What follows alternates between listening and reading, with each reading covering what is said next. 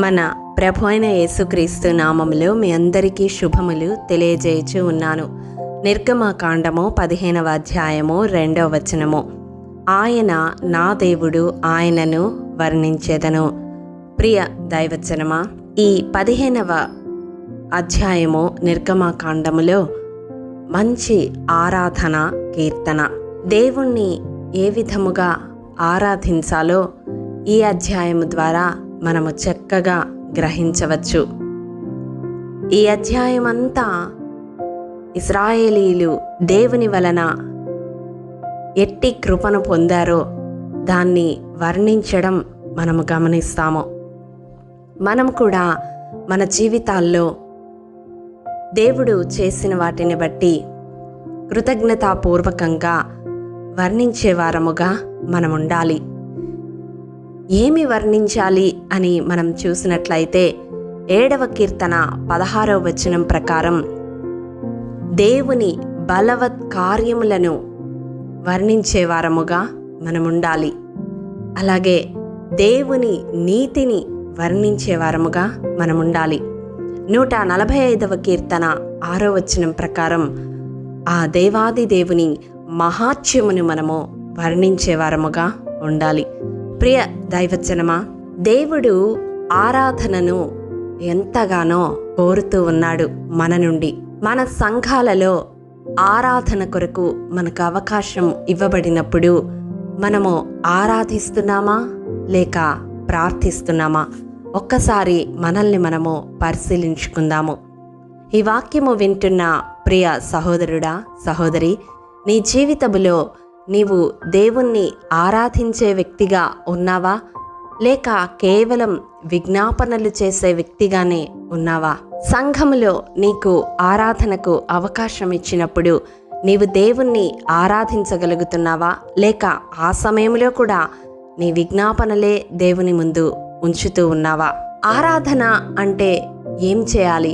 ఆరాధనకు విజ్ఞాపనకు తేడా ఏమిటి అని మనం చూసినట్లయితే, ఆరాధన మనం చేసేటప్పుడు మన ఆరాధనలో 3 విషయాలు మనము జ్ఞాపకం ఉంచుకొనాలి.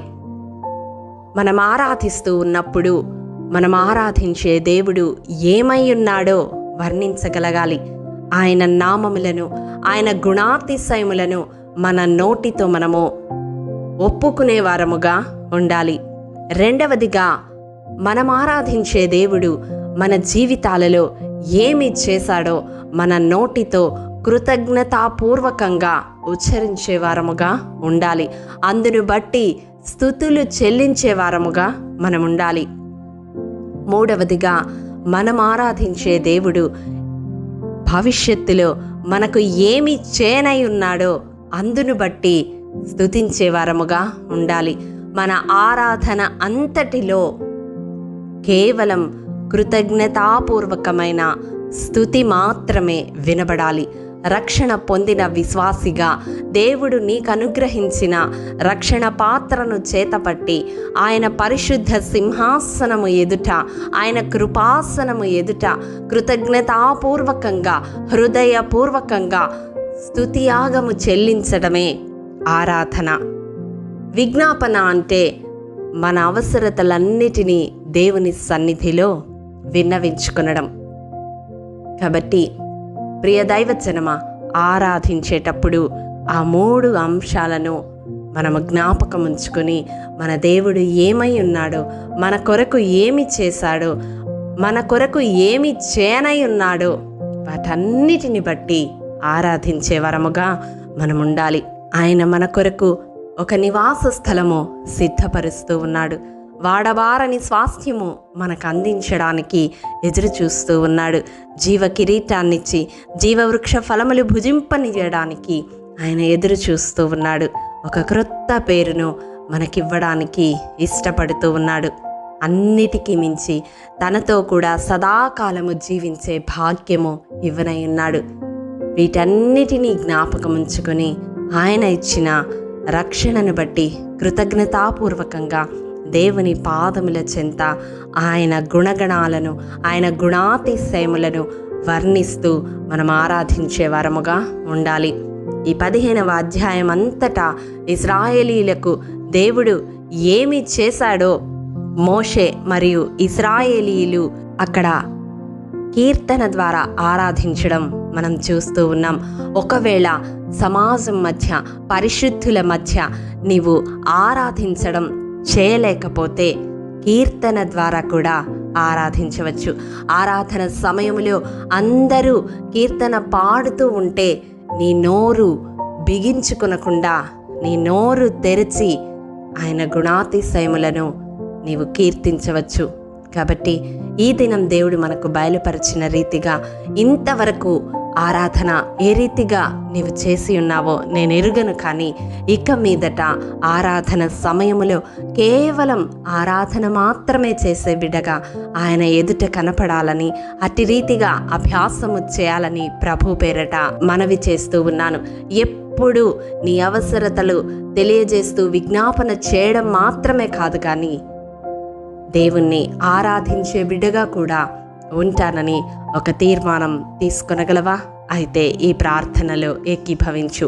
మా స్తుతులకు ఆధారభూతుడమైన మా ప్రియ పరలోకపు తండ్రి, నీ పరిశుద్ధ పాదములకు వందనములు దేవా. విత్తబడిన వాక్యమును ప్రతి హృదయములో నూరంతలుగా ఫలింపచేయండి నాయన. నేను ఆరాధించే బిడ్డలుగా మేముండడానికి మీ పరిశుద్ధాత్మ నడిపింపును దయచేయండి. నీవు ఆరాధనకు యోగ్యుడవు తండ్రి, స్తుతులకు పాత్రుడవు ప్రభువా. నేను ఏ రీతిగా ఆరాధించాలో, ఆరాధనలో ఏ అంశాలు ఉంటాయో ఈ దినం మీరు మాతో మాట్లాడిన విధముగా ఈ మాటలు వింటున్న ప్రతి ఒక్క బిడ్డ ఇక మీదట ఆరాధించేటప్పుడు కేవలము ఆరాధన మాత్రమే చేయనట్లు మీ సహాయమును అందించగలరని యేసు అతి పరిశుద్ధ నామం పేరట అడిగి పొందుకొని ఉన్నాము తండ్రి, ఆమేన్. ప్రియ దైవజనమా, అనుదినము షారోన్ మన్నా ద్వారా అడగబడుచున్న బైబిల్ క్విజ్ ప్రశ్నలకు సమాధానములు ప్రతి నెల మొదటి వారము కామెంట్ బాక్స్లో పోస్ట్ చేయబడతాయి. కాబట్టి గమనించి మీకు తెలియని ప్రశ్నలకు సమాధానములు తెలుసుకొనగలరని ప్రభు పేరట మనవి చేయుచూ ఉన్నాము. ప్రియ దైవజనమా, ఈ దినం బైబిల్ క్విజ్ ప్రశ్న: కలిమియు సంపదయు ఎవరి ఇంట ఉండును? ప్రియ దైవజనమా, ఈ దినము జన్మదినము, వివాహ దినము జరుపుకుంటున్న వారికి షారోన్ గ్రూప్ తరపున హృదయపూర్వక శుభాకాంక్షలు తెలియజేయుచూ ఉన్నాము. దేవుడు శ్రేయస్కరమైన ఆశీర్వాదములతో ఈ సంవత్సరాది నుండి సంవత్సరాంతము వరకు మిమ్ములను నింపాలని ప్రార్థిస్తూ ఉన్నాము. ఆమేన్.